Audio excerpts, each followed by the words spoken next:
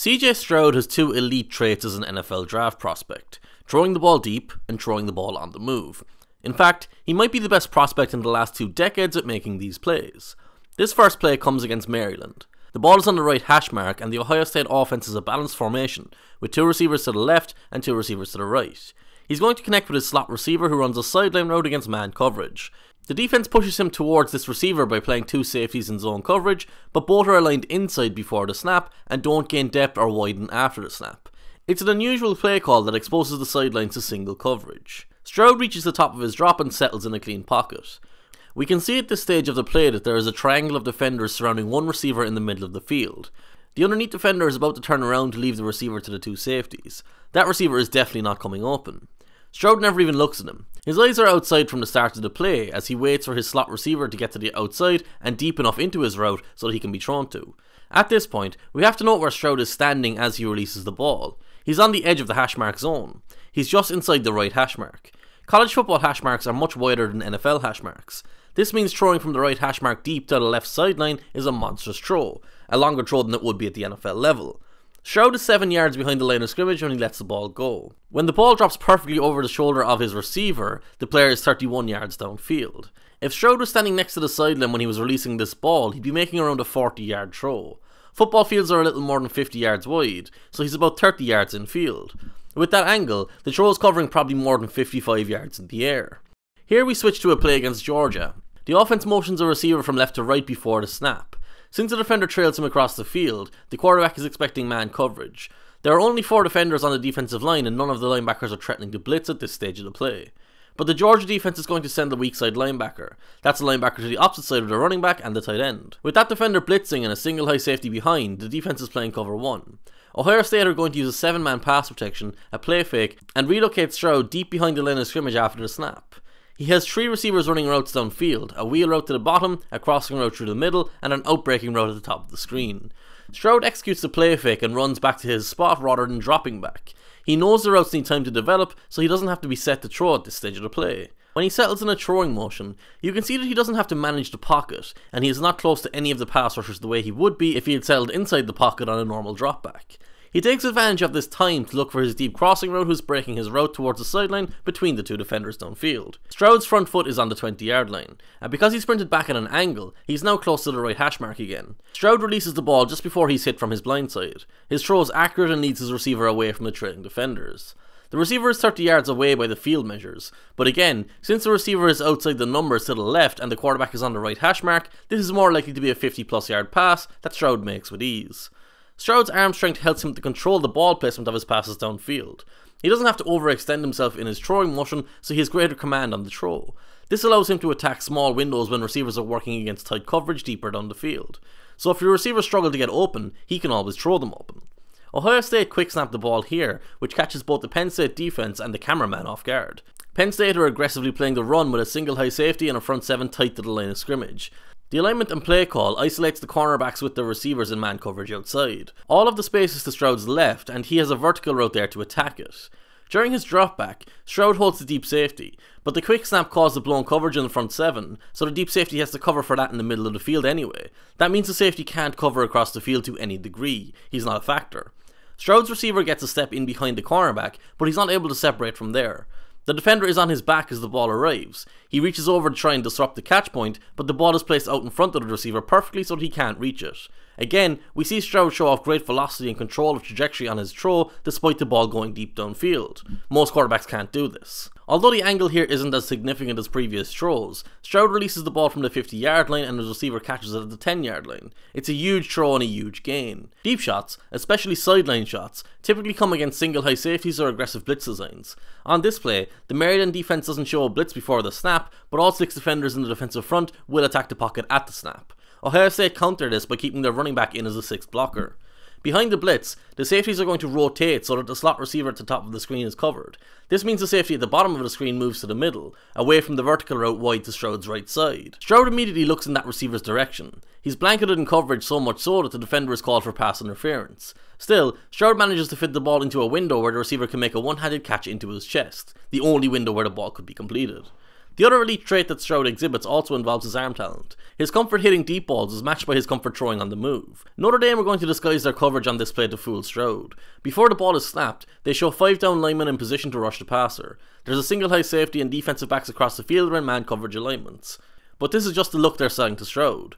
Only 3 of the 5 players on the line of scrimmage are going to rush the passer.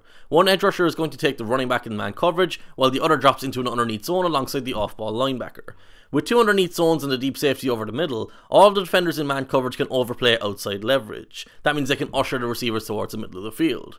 Their routes all break to the middle of the field, so there's a crowd of defenders and receivers all getting in each other's way when Stroud is at the top of his drop in the pocket. He has nowhere to go with the ball. The 3-man rush does really well to generate penetration in the pocket ahead of schedule, so Stroud can't stand in and wait for a receiver to come open like he wants to. He escapes into the left flat and keeps his eyes downfield to keep his receivers' routes alive. If he drops his eyes at this point, it doesn't matter what's happening in the field, he's going to have to run no matter what. Despite running in the wrong direction to throw the ball, to his left when he's a right-handed quarterback, Stroud squares his shoulders just enough to comfortably throw the ball to his receiver down the sideline. The replay angle gives us a clear view of how precise the throw was and how precise it needed to be. This time, Stroud goes under centre. Notre Dame react by run blitzing with 6 defenders sprinting towards the quarterback when the ball is snapped. Ohio State counter this by keeping both their tight end and their running back into block. With a play fake and deep drop, this should give Stroud enough time to stand in and connect with a receiver downfield before the pass rush gets home. Even though the pass rush is accounted for, Stroud abandons his drop during it and immediately drops his eyes so he can turn and run away. He puts himself at the mercy of the defensive end, but is just fast enough to gain depth and run around him. And then he unleashes a phenomenal throw to his receiver down the sideline for the first down. The replay angle cuts out before the ball reaches the receiver, but it gives us a better idea of how difficult the throw was for Stroud. Stroud threw 2 impressive touchdowns on the move against Georgia in the Peach Bowl. Firstly, let's watch him show off his escapability and awareness when the pocket breaks down instantly. His eyes are downfield when he hits the top of his drop, but the interior penetration means the play never has a chance to work as designed. Stroud's elusiveness in a tight space to just beat the first defender is very impressive. He then redirects through the pocket when confronted with a second defender before escaping into the flat past the third defender. His receiver in the end zone extends his route to the back pylon and is open, but Stroud has to still deliver the ball against pressure, and he also has to clear the leaping defender who is directly in the passing lane. It's a great throw. His other touchdown on the move in this game didn't see him beat defenders in the pocket the way he did here. Instead, it's a play where the offense calls route combinations that play into the coverage of the defense. His routes are all slow developing, and the only short route is his running back who stays into block first, so he's not immediately an option. Stroud looks right at the top of his drop and shows good discipline to then reset within the pocket and look to his left. With nothing open, he gains a step of depth before turning towards the right flat so he can evade the defender penetrating through the middle of the pocket. Once he escapes the pocket, he draws the attention of a defender who was initially in coverage, but he has plenty of time to deliver the ball downfield to his receiver in the end zone. It's another perfect throw. From the end zone angle, we can more clearly see how Stroud signaled to his receiver to continue across the field when he broke the pocket. His ball placement to complete the pass is impeccable despite throwing it on the move. Stroud has functional arm strength. The ease with which he throws the ball isn't just helpful on deep throws or when he's outside of the pocket. Here, we're going to see Stroud make a pocket throw in the red zone where the field is condensed. Iowa is playing a mixed coverage with 4 defenders in zone over the middle and man coverage across 3 receivers outside. Stroud's eyes look in this area to his left when he hits the top of his drop. He can see the underneath linebacker pass off the seam route so that the deep safety picks him up. He can also see the outside defender setting to run with the wheel route. Since the safety is occupied inside, the quarterback's eyes immediately go outside. The outside receiver is running a post route. He's got single coverage, but as you can see from this angle, the cornerback has plastered himself to the inside of the receiver's body, so there's no way to easily get him the ball. Instead, Stroud is going to look for his wheel route against single coverage. It's technically open, but it's still not an easy throw, especially since Stroud is throwing the ball from the opposite hash mark. Despite the distance and tight coverage, this ball couldn't be thrown any better. It arrives above the eye level of the receiver on his outside shoulder, leading him away from the defender but not over the sideline. Stroud's arm strength opened the opportunity and his accuracy gave the receiver an uncontested catch for a touchdown that looked more routine than it really was. One thing you saw commonly at the college level was defensive backs misreading the flight of his passes. Now, in the NFL, this is a lot less likely to happen, and defenders will jump routes to pick off interceptions, but Stroud's big arm can afford him more leeway in his timing and decision making. On this play against Wisconsin, we see Stroud is set up on the left hash mark. He's going to throw to the 5-yard curl out outside the numbers on the right side of the field against off-man coverage.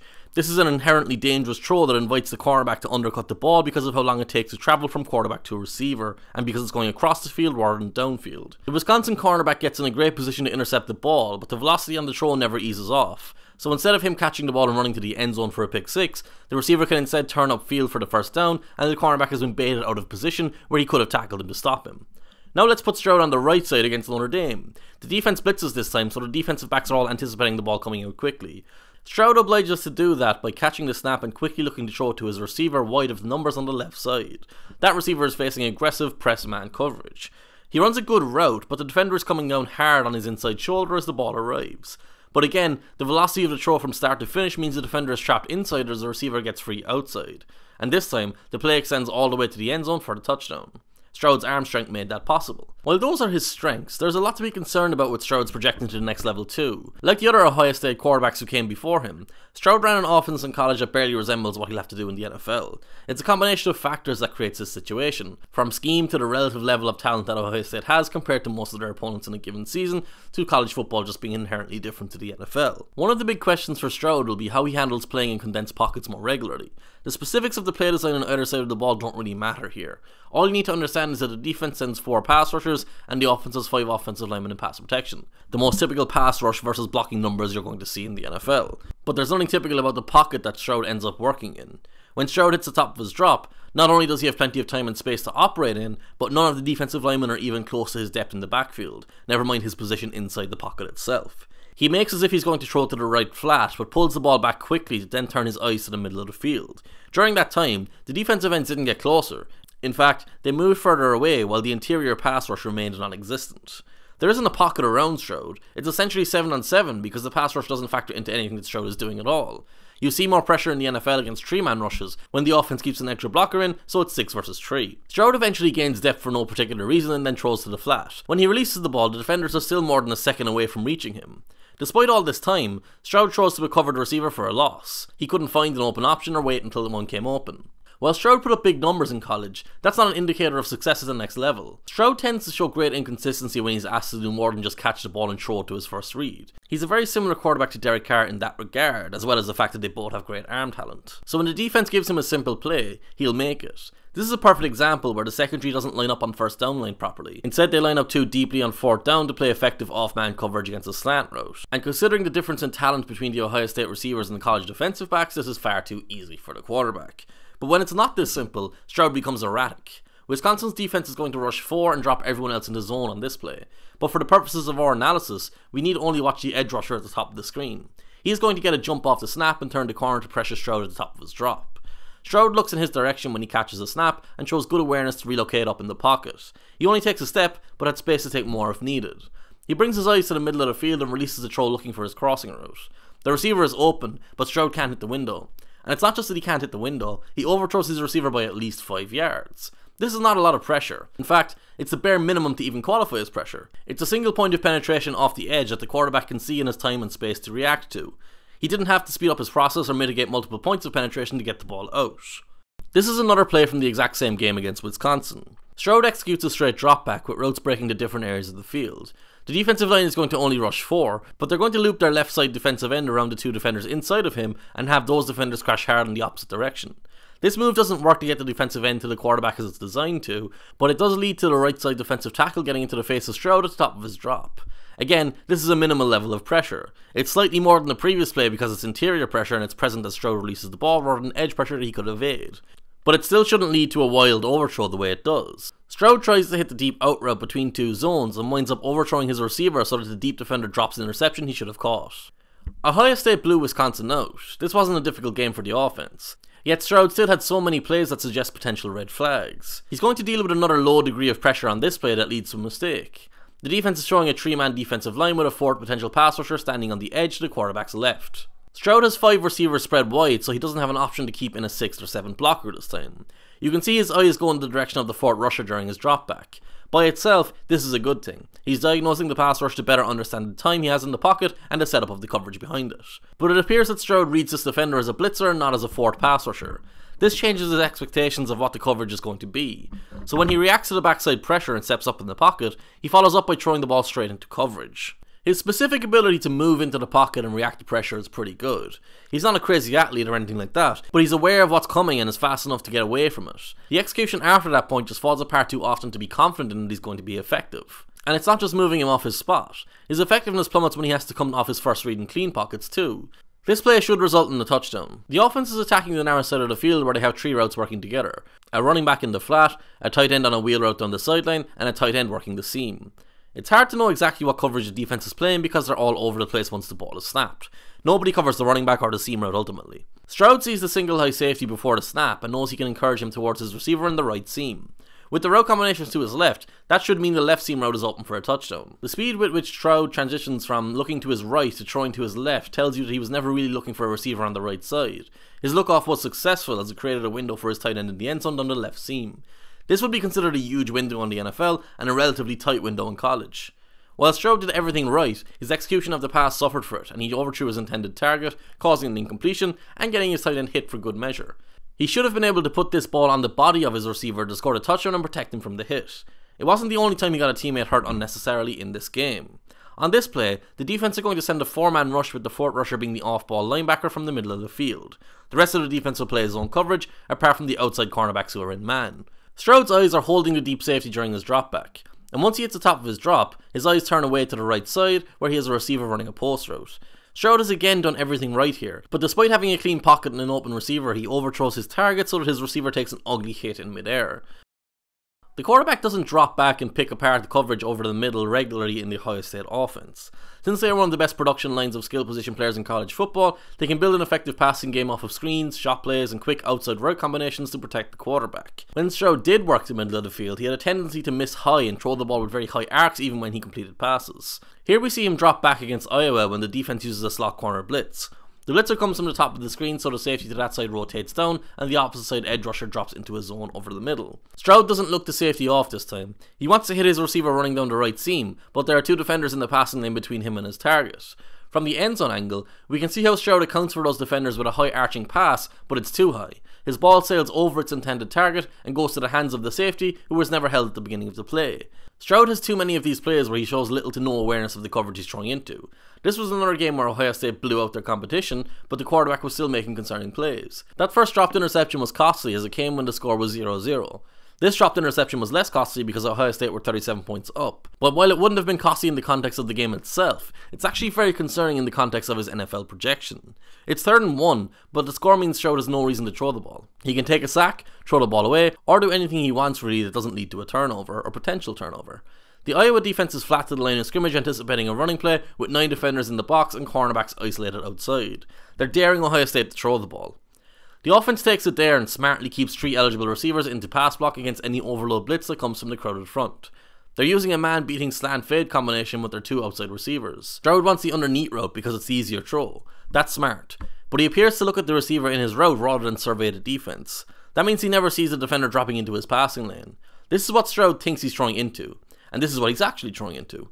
Because he doesn't see that defender, he winds up throwing the ball straight to him. He gets lucky that the ball hits the ground before the defender can fully control it. In games such as that one, Stroud might have 20 plays where 15 are successful but completely irrelevant to his NFL projection. 2 might be good plays that highlight his elite traits, and 3 might make you concerned about how he'll handle the next level. The scoreline of the game and his production will distort how those plays are received a lot of the time. Let's stick with the Iowa game where we have another example of Stroud not seeing defenders in coverage, but this time they actually benefit with the interception. Stroud moves under centre so the offense can use a hard play fake to set up a shot downfield. The running back will leak into the flat after the fake, but both tight ends on the backside of the formation will stay into block to create a 7-man protection. The defense is only rushing 4, but the linebackers will be drawn forward by the fake at the snap. The tight ends aren't the problem here. Instead, it's the left tackle and left guard who double team the defensive tackle before both go looking for other players. This allows that defender to get at Stroud at the top of his drop. Stroud's eyes are downfield while all this happens, but he shows incredible awareness to shift his weight and slide across the face of the arriving defender. He then resets his feet so he's set up to throw the ball downfield more easily. He has a moment of time to survey the defense and locate an open receiver downfield. Stroud sees his crossing route splitting the 2 safeties down the middle of the field and thinks he can hit it. He doesn't see the linebacker standing directly in the passing lane who is hoping he throws the ball in his direction. The ball predictably doesn't clear the underneath defender, but even if it had, Stroud had led his receiver too far across the field so that he's crushed by the safety behind the linebacker regardless. If Stroud has to extend himself to any degree technically, he becomes a bad quarterback. It happens too often and in too many different ways to be ignored. Now it's 3rd and 5 against Iowa. Ohio State have spread the field with 2 receivers on the narrow side and 3 receivers on the wide side. There are 3 curl routes, a check down on the left flat, and a vertical route outside the numbers to the right side. The safety on the right will come forward to double team whichever receiver runs a route towards the middle of the field from the left side. The other safety will stay deep, but also hold an inside position. As the play develops, the 4-man pass rush is effective but pushed to the side. It creates a corridor for Stroud to step up to. We can see clearly that Stroud is looking to the right side, but it's not obvious which receiver he is looking for initially. It only becomes obvious when we diagnose what is happening. Stroud holds onto the ball too long, which tells us he's staring down the outside slot in his curl route. That receiver is covered. Nobody else is, so he would have thrown the ball if he was looking at elsewhere. His outside vertical route is in single coverage because his safety stays in field. His inside slot receiver is open on his curl route, and even the curl route on the backside of the play, which we know Stroud obviously isn't looking at, is open too. We've seen Stroud show this kind of narrow field vision over and over again by this stage. He never releases this ball, instead running into a sack when he should have connected on a simple curl route to keep the drive alive. This issue in his process shows up again on display against Notre Dame. All 6 of the Notre Dame defensive front are going to aggressively chase after the quarterback at the snap. Ohio State keep their running back in, so the numbers add up. But it won't stop the pressure coming since every block is a one-on-one. On the right side, they're using 3 receivers to attack different levels of the coverage. The tight end runs to the flat, the outside receiver runs a curl, and the inside receiver runs a corner route. The routes work together to pull the coverage apart. Stroud's read is the widest defender. He sees that defender come forward, and at this point of the play, he should be releasing the ball into the spacing behind him for his corner route receiver to run underneath, away from the safety. But instead of doing that, he holds onto the ball too long and invites the blitz to get home. Not only is he hit, he's crushed by multiple defenders for the sack on a play where he should have had a relatively easy big gain. A potential 55-yard touchdown if the quarterback and receiver both executed properly. On 3rd and 7 against Georgia, we can clearly see Stroud communicating with his slot receiver before the snap. The slot receiver is going to run a slant. Stroud anticipated the linebacker over him blitzing, but he's going to be caught off guard by the edge rusher dropping into coverage. When the play begins, we see Stroud look left for a moment first before turning to the slant. The defender is in the way, but he's looking away from the ball and moving in the wrong direction. Stroud needs to let this route develop for just a beat more to get a clean passing lane. The unblocked pass rusher up the middle is far enough away for him to wait for that moment that the route needs. But Stroud doesn't stand in strong against the pass rush to prioritise the throw. He turns his back to the pressure and throws himself to the ground so that the open slant route becomes irrelevant. For this final play, the Ohio State offense is in the red zone but facing a 3rd and 15. The defense has a great play call here as they play quarters but disguise their pass rush so the linebackers rotate back into space from the edge. This protects the first down line and still asks questions of the offense's pass protection. Ohio State aren't aggressively chasing a first down. Their play call suggests they're happy to shorten the field goal attempt or try and set down a more manageable 4th down conversion attempt. When the ball is snapped, Stroud sees the coverage rotate and looks directly at his curl route moving into the void between the 2 defenders underneath. This is an open throw and a good option to punish a defense for its play call. You could argue that he didn't want to take this throw so he could try and get a first down. But after he's turned around and broken the pocket to escape the pass rush, Stroud attempts a very dangerous throw that would have gained even less yards than the original curl route. The defender catches the ball into his chest and goes out of bounds. Stroud is expected to be a top 5 pick in the 2023 draft, but the tape suggests he still has to develop a lot before he can become a good NFL quarterback. Derek Carr entered the league with all of these issues and never developed past them. The best argument for Stroud is that he's still young enough that he could.